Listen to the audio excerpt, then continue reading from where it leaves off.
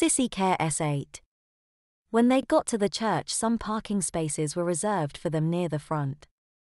But there were a great many other cars parked as close as they could get. It was definitely the biggest and most socially important wedding that had taken place in town in years. Mrs. Graham was already there and she began to organize them into position on the sidewalk. Instead of the bride and her uncle going first, Mary Ann would walk a little ahead of them, sprinkling rose petals on the aisle from a little shallow basket. Before they had left, she had put on a pretty little pair of white lace gloves. Finally they started up towards the entrance to the church. They could hear organ music being played, which they knew would change into the wedding march as soon as they entered. The bride and her uncle arrived and soon Mrs.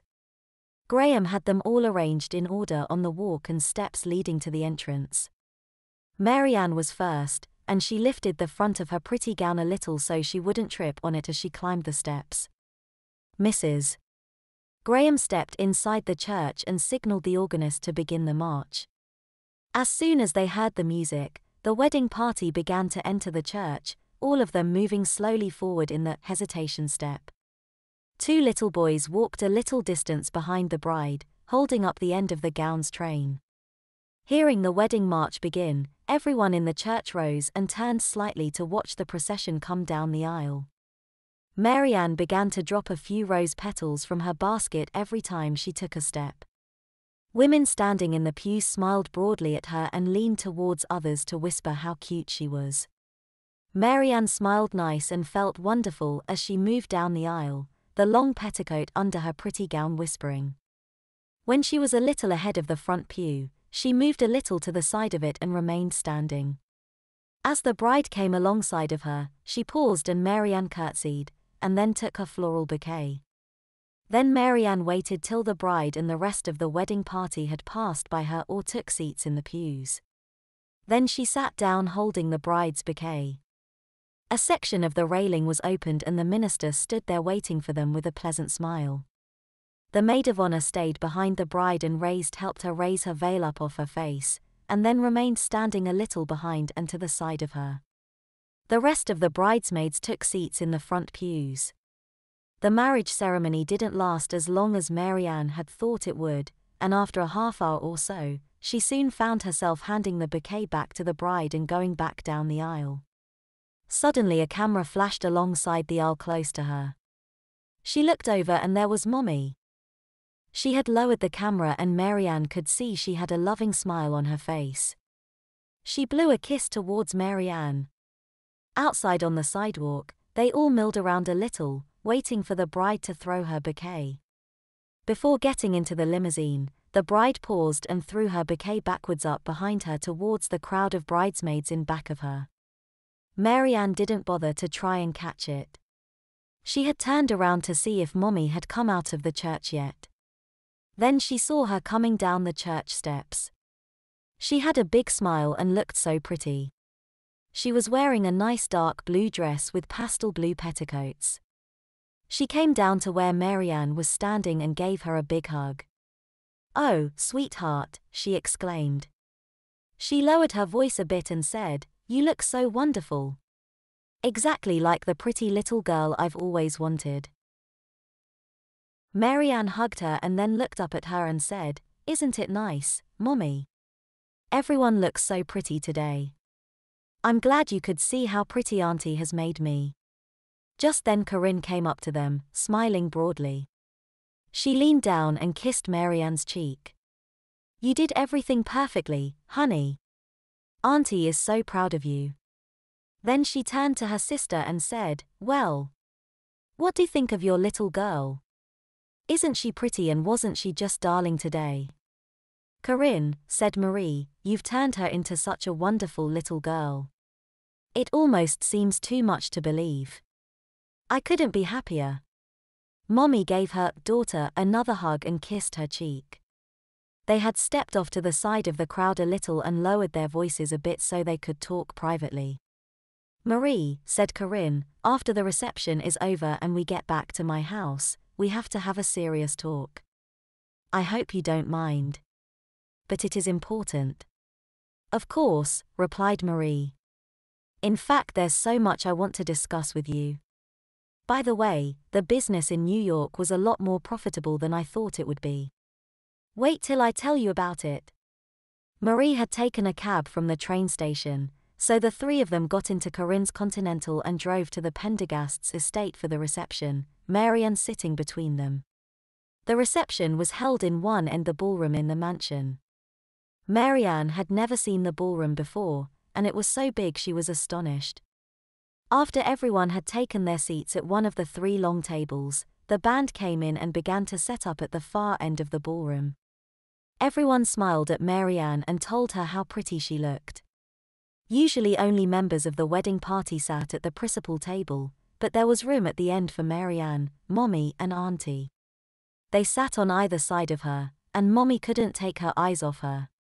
She was the now pretty girl Marie had always wanted. Neither Corinne nor Marie paid much attention to the appetizers and sumptuous meal set before them. They were talking about Marie's trip to New York. Later, after the meal was cleared away and the band began to play, the bride and her husband danced first, and then her uncle danced with her. Eventually most of the guests began to join in. But Marie, Marianne, and Corinne remained seated and began talking while Marianne danced with one of the younger ushers. She was glad Auntie had taught her how to waltz. Meanwhile Marie and Corinne kept talking. They had left the table and were sitting by themselves in a couple of chairs near the corner. "Corinne," began Marie, "I simply can't believe how pretty a little girl you've made her." "Oh. If only I had realized how pretty she could be all dressed up as a girl. And she really seems happy. Did you have a hard time getting her to be a girl?" "Not at all," replied Corinne. "After a few days had gone by she began to accept it, and eventually I could see that she was starting to enjoy it. Isn't she a lovely little girl now?" "Oh, yes. She's absolutely perfect," answered Marie. "And I want to keep her that way. It's the answer to my prayers." "Well," began Corinne, "I think she'd be crushed if you told her she had to be a boy again. She knows now how much fun it is being a girl, and she tries her best to behave as much like a girl as she can. I did my best to give her proper little lessons on being a nice girl. Marie, I can't wait till we get back home. There's something I have to tell you right now," said Corinne with a serious look on her face. "What is it?" Marie asked her sister. "Marie," she began, "I can't give her up now. I've come to love her so very much. Please, Marie. Sell your house and move into mine so we can all be together. I have plenty of room, and you can bring some of your furniture with you as well. The rest of it we can store in my attic, or you can sell it to a dealer. Please, Marie. Tell me we can both have her together. It would break my heart to lose her now." She looked down with tears beginning to course down her cheeks. "Oh, Corinne," said Marie. She placed her arm around Corinne's shoulders. "Please. Don't get upset, dear. I wouldn't dream of separating you from her now. In fact, I was thinking of proposing the same idea myself. But I wasn't sure what you'd think of it." "Oh, thank God," said Corinne. "I don't know what I'd do if I ever lost her now." She sat up and kissed her sister's cheek as the two of them hugged each other. She dabbed at her eyes with her handkerchief. "By the way," asked Marie, "what did she think of your big house?" Corinne made a little laugh as she recovered herself. She said it looked like the houses they have in haunted house pictures. But she likes it now. I took her antique shopping with me and she bought me a darling little paperweight for me. "Was she always dressed as a girl wherever you went?" asked Marie. "Yes," replied her sister. "Once I got her in dresses I kept her that way. She really does make such a sweet little girl. As I said before, I couldn't wait to show her off to my friends. And she acted like a perfect little lady. Only a couple of them know that she used to be a boy." "Really? Who are they?" asked Marie. "Well, Jane Beverly, the woman that owns the women and girls store in town," she answered, "and Mrs. Cabot, also." Jane was a little shocked when I told her, but she came around to the idea and helped me to pick out some really pretty dresses and things for her. Mrs. Cabot thought she was so cute and well behaved that she thought I was right to dress her as a girl, especially since she seemed to enjoy being a girl so much. Well, I'll be, said Marie. Mrs. Cabot, and the Pendergasts. You've really been introducing her to high society. Marie, said Corinne, I was so happy with how she looked and acted that I couldn't wait to show her off.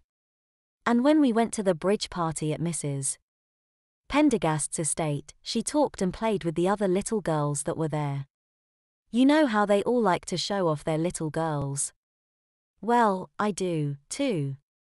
She looks like such a pretty little doll of a girl.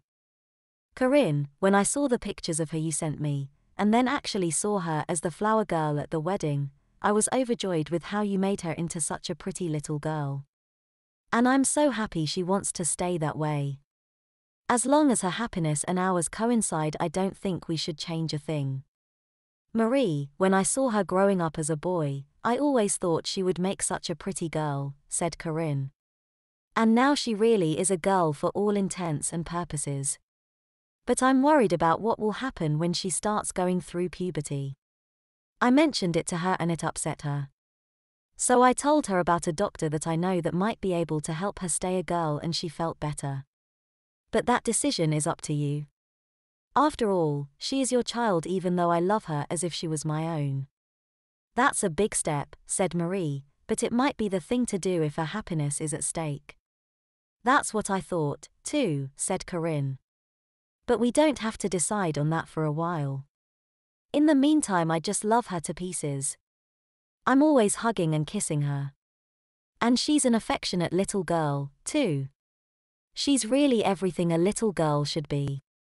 You should see how she plays with her dolls and smiles at new dresses and the pretty panties and bouffant slips I buy for her.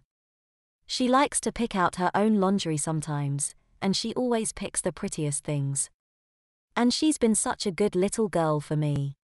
She learns so quick how to talk and walk like a nice girl. Corinne, said Marie, I never thought you'd feel like this about her. You never seemed like the loving, affectionate type before. I thought you agreed to take care of her while I was gone as just a favor to me, and would really only be dressing her as a girl for the fun of it, as if it was a game you wanted to play with her. So did I, Marie. But after a while I guess I started to love her. I never had any children of my own, and it was a new experience for me. Look over at her now, Corinne. See how she's smiling, dancing in her cute little gown. She really is gorgeous. And it's all you're doing. How can I ever thank you? It's too bad you yourself didn't start dressing her as a girl when she was just a toddler, said Corinne. She would have looked so cute. Oh, she still looks cute, said Marie. I can't get over how she looks. And I'm thrilled that she likes being a girl. Can I stay at your place tonight? I'd love to dress her up in the morning.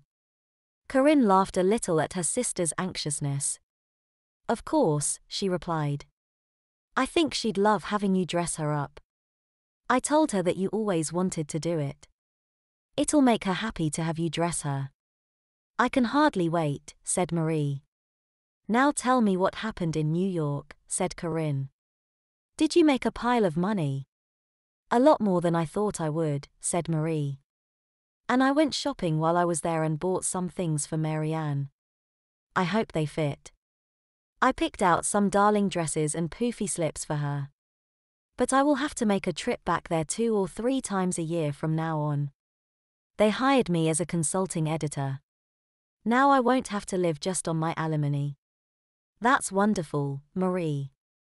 I'm so happy for you. Oh, the money is always nice, but you've made me really happy turning Timmy into a pretty little girl. I always wanted to do it so much, but I was afraid I'd upset him if I did. Well, you can spoil her rotten now if you want. He is now your little girl, and that's the way she wants to stay, said Corinne. The 2 sisters kept talking for most of the afternoon, though they were occasionally interrupted by the relatives and friends of the bride. Mrs. Pendergast came over and thanked Marianne for being such a nice pretty little flower girl. Finally they left in the late afternoon and drove back to Corinne's house. Marianne was so happy. She sat between her mother and aunt on the couch in Corinne's living room, squirming and twisting back and forth, looking up at their faces as they talked. "Mommy," she said, "come see my pretty bedroom." "Oh, yes," said Corinne. "I tried to make it as pretty as I could for her. Go ahead with her and I'll join you after I make a trip to the powder room. It's been a long day." Marianne took her mother's hand and led her up the stairs and down the hallway to her bedroom. She opened the door and Marie stepped into it. "Oh, sweetheart," she said. "Isn't this a pretty room? The nice ruffled curtains and your pretty bed and dressing table, and the wallpaper. It's so pretty in here. Just what any pretty little girl would love." "I do love it, Mommy," said Marianne. "It makes me feel pretty every time I come in here. And look, Mommy. See all the pretty dresses and slips in my closet. Isn't it all wonderful?" "Oh, yes dear," said Marie. "Auntie treated you very good while I was gone. Didn't she?" They sat down on the bed together. Marie smiled as she watched Marianne smooth her little dress behind her. "Well, at first I was afraid of her, Mommy," Marianne began. "And I thought she was mean making me be a girl. But after a while, she seemed friendlier to me and we started doing a lot of things together, like shopping and visiting some of her friends. And she took me out to restaurants and to an antique dealer, too. And soon I had a whole closet full of pretty clothes from our shopping trips. I was so glad that you let my hair grow long because the lady at the salon was able to give me some bangs and a nice ponytail. I can't wait till I see you in a pretty dress and your hair in a ponytail tied up with a pretty ribbon, sweetheart," said Marie. "But tell me, how long was it before you began to like being a girl?" "Gosh, Mommy," said her little girl. Then she covered her mouth. "Whoops. Auntie told me not to say that. She said nice little girls don't say things like that or use slang. Anyway, I think I started to like it the very first day. But I was afraid that the other boys would call me a sissy, and it seemed so different that it kind of scared me a little. Pretty soon though I knew that it really made me feel so nice, Mommy. So I started to try and do everything Auntie told me to do. Now I want to be a girl forever." Marie smiled at her. She was so cute, and acted like such a little lady. "Honey, let's take off your beautiful gown so nothing happens to it. Then I'll help you to get dressed and put your hair back in a ponytail." "Yes, Mommy," she replied. "Auntie said I should do that, too." She stood up and Marie helped her out of the gown and the big poofy slip that went with it. She hung it up in the closet and started looking at different dresses, trying to decide which one she should put on her. "Marianne, do you have any favorite dresses?" she asked. "Yes, Mommy," she answered. "I like the pink one with the white lace trim and sash. And I usually wear a white bouffant slip under it, too." "Oh, yes. Here it is," said Marie. "And it does look darling. I can't wait to see you in it." Pretty soon Marianne was all dressed up and had her hair back in a ponytail. She still had on the makeup Auntie put on her when she went to the wedding. Marie just had to touch it up a bit. Then she looked down at her and smiled lovingly. "Oh, sweetheart. You look like the pretty little girl that I've always wanted." She leaned down and hugged Marianne and gave her a big kiss on her cheek. "I'm so glad you're home and that you like me the way I am now, Mommy. I was afraid that when you came home you might turn me back into a boy." "Oh, no," said Marie. "I want you to be my little girl from now on. Auntie has made you such a nice girl, and I want you to stay that way. Auntie said that I might have to see a doctor to make me keep looking like a girl when I get older, Mommy." "Yes, honey. We talked a little about it. But that's a long way off right now. Don't worry, dear. We'll do what we think will keep you happy." Marianne hugged her around the waist. I love you so much, Mommy. And Auntie, too.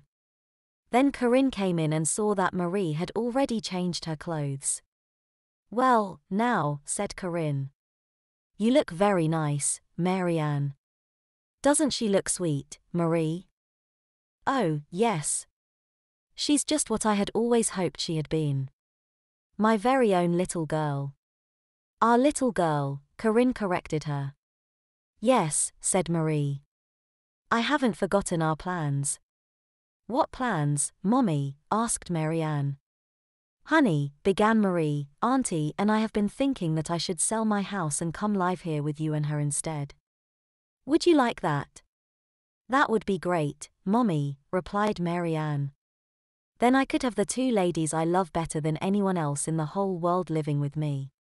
And we both love you too, dear, said Auntie as she bent down and hugged and kissed her little niece. And now we'll all live in the same house together.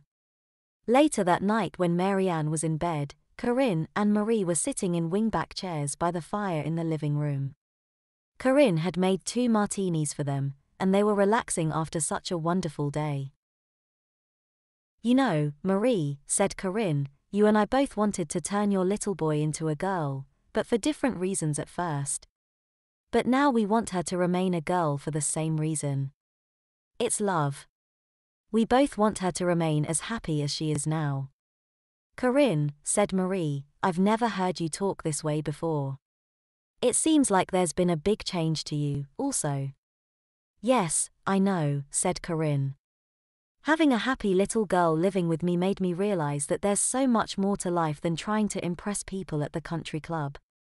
When I think of all those wasted years before she moved in with me, just kidding myself that it was all I wanted, and feeling so lonely deep inside. She bent over and started to cry.